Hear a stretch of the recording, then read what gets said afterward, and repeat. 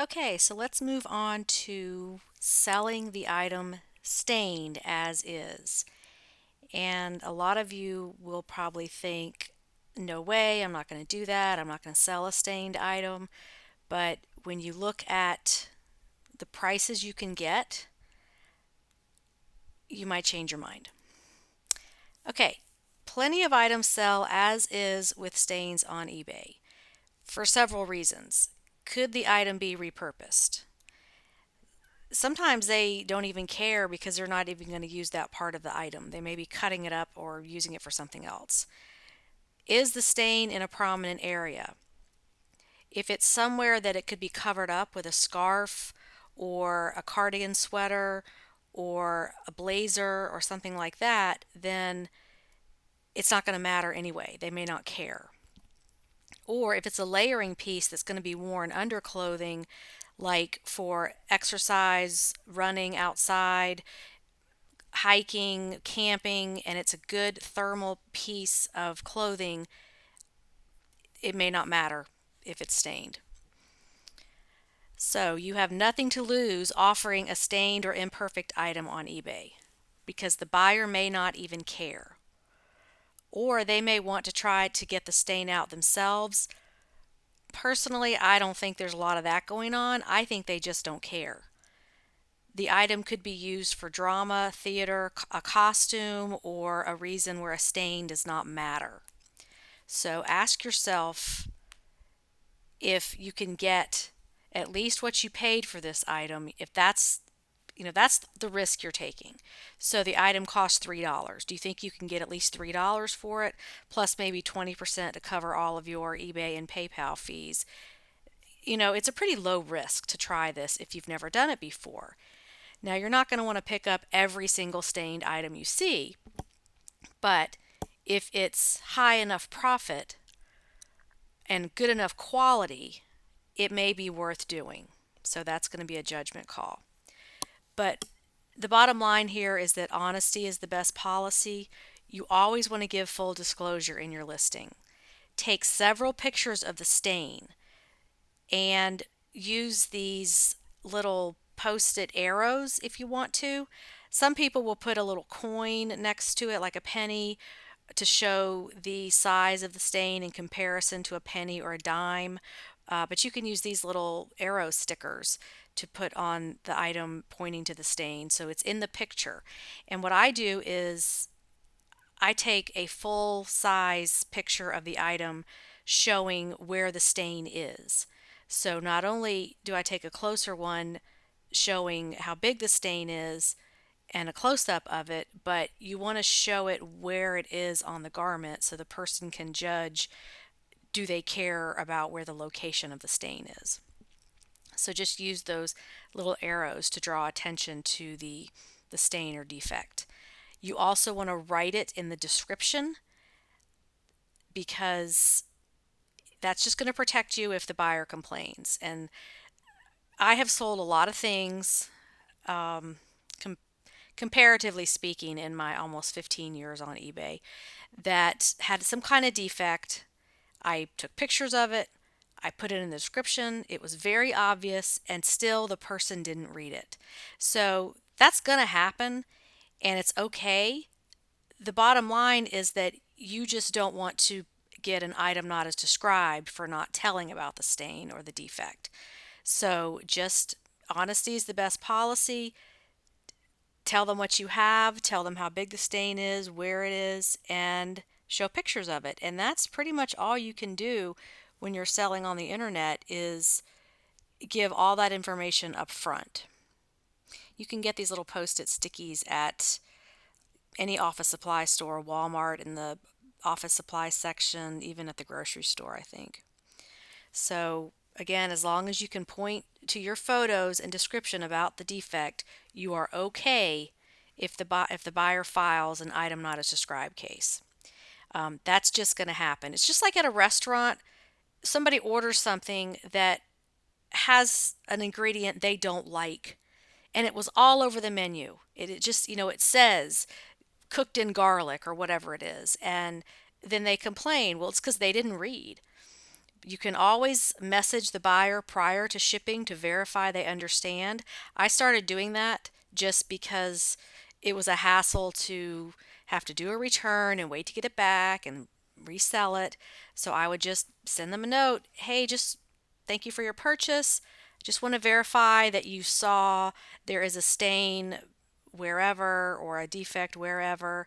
And they would usually answer me and say why they didn't care. Oh, my kid's just going to wear this for Halloween costume. I don't care. Or, yeah, this is for my husband. He's always working outside and it's going to get dirty anyway. So it's okay to sell things that are stained or have defects. So I'm going to show you a few items here that is proof on eBay that says item is stained. So here is a designer black and white bandage dress, $1,500 retail, but it's stained. And it says in the description, dress has stain in a few places, see photos, and it went for $50. So you might could find something like that at Goodwill and be able to sell it for a decent profit. Here is a pair of 7 for All Mankind white denim jeans. White stuff is famous for having stains on it. I don't sell very much white because by the time I get it home and inspect it again, I usually find something, and I just kept smacking my head for not noticing it in the store, but that's going to happen. So this one says in the title, it has a stain. Selling as is, that's another good thing to put in the title, not for search, but to reinforce that the item is imperfect. And they got $50 for these. And then we go to a lot of 2 Coogie embroidered jackets, and it says at the end, stain, has a stain on it. And they got almost $90 for these 2 jackets. So you can go on eBay. In my class, we did the live search of this to show you how many things are stained and how much they're selling for. But you can go check that out and see that things will sell with stains.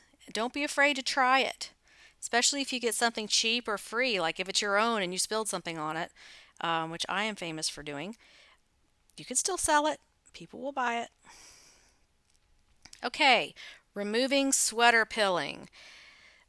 Pilling are the little balls of fuzz that you see on sweaters sometimes, and this gets there just by normal wear of the sweater, or maybe it's rubbing on something or catching on something. Like if you sit at a desk all day and your sweater is constantly rubbing against the edge of the wooden desk, it can do this. Or if it's been washed and dried in the dryer with something and gets like lint from a towel or something on it, you will see this junk build up on your sweater. So you're going to see a lot of these in the thrift stores with pilling, and there's a few ways to get it off. One is just to use a basic disposable razor. And you want to be real careful with this because if you press too hard, it will snag the fabric and cut the fabric. So you just want to gently glide the razor across the sweater and small short strokes and just kind of scrape the fuzz off. And you'll just do that wherever the pilling is, and that's a pretty easy remedy right there. Or you can get a sweater stone. These are $5 to $10 online, and it's actually a very porous stone. And what happens is you just gently scrape it across the fabric, and it will pick up all of this extra fuzz and pilling. Like here, you can see this little pile of it, and you just work around the whole sweater and defuzz it that way. There are also little handheld sweater pilling machines that have like a guard across a rotating blade that's it looks like a little fan. And I just don't think those work as well as a sweater stone or a razor.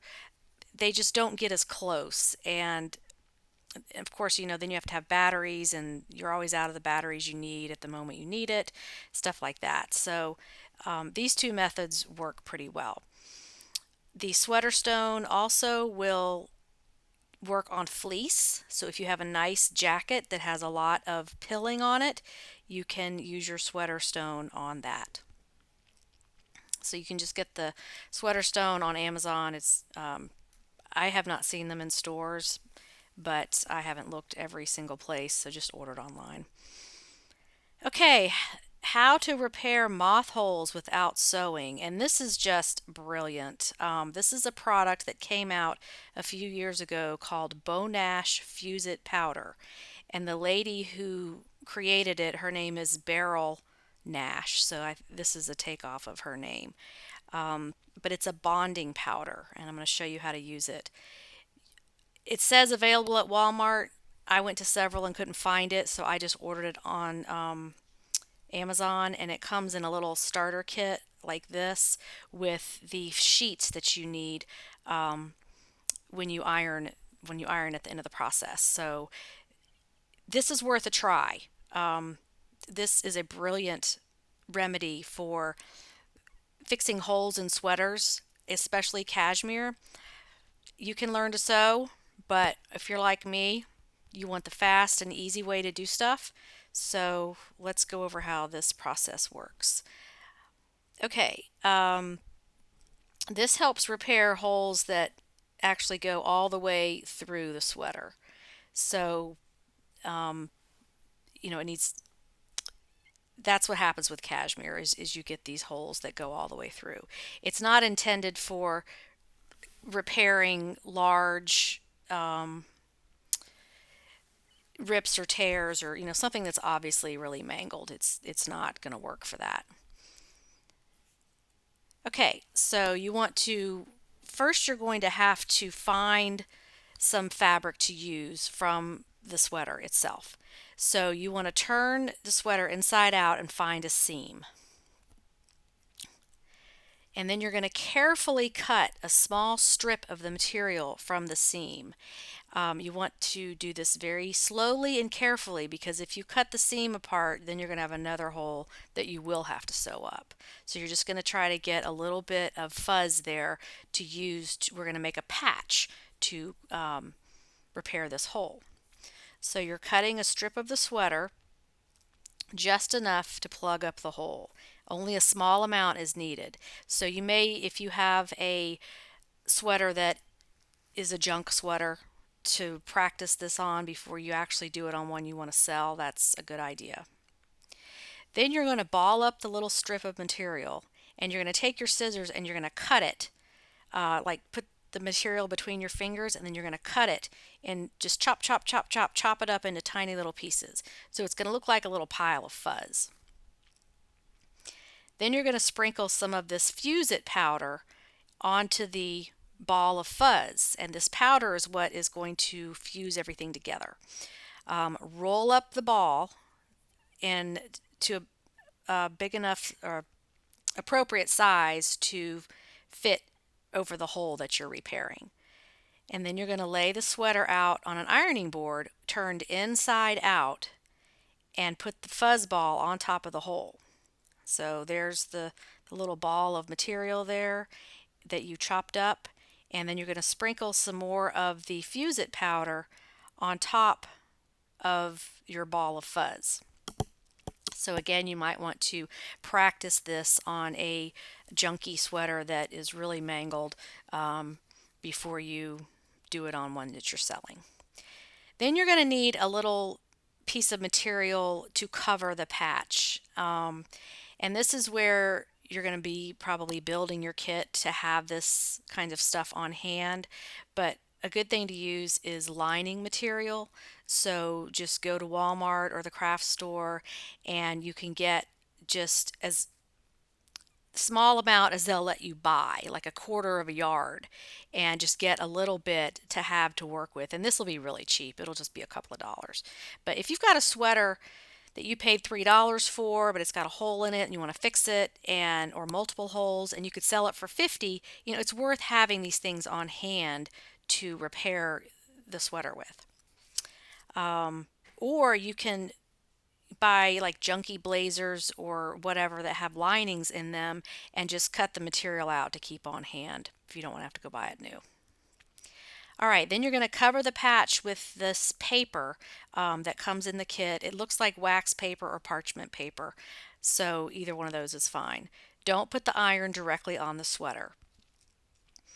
And then you are going to iron on high for about a minute to fuse everything together. Then you're going to flip the sweater right side out, put it back on the ironing board, and iron it on the other side. So you want it fused from both sides. And then there it is. It's repaired. The hole is plugged up. You can't even tell where the hole was. And this was very fast. You didn't even have to know how to sew. Or make time to sit down and find a needle, and you got to find your glasses and get under the right light. And it just, whatever is fastest is the best way to do this. So there is a video on YouTube with this process on it. And this is a great product to keep on hand. And here is Beryl Emerson Nash is her name. So Bo Nash is her product. And this stuff does all kind of things. So it's instead of sewing, you're going to fuse things together with this powder. So if you're into that kind of thing, or maybe want to see some other kinds of repairs you can do, check out her channel on YouTube. Okay, we are going to stop here and then we'll come back with zippers.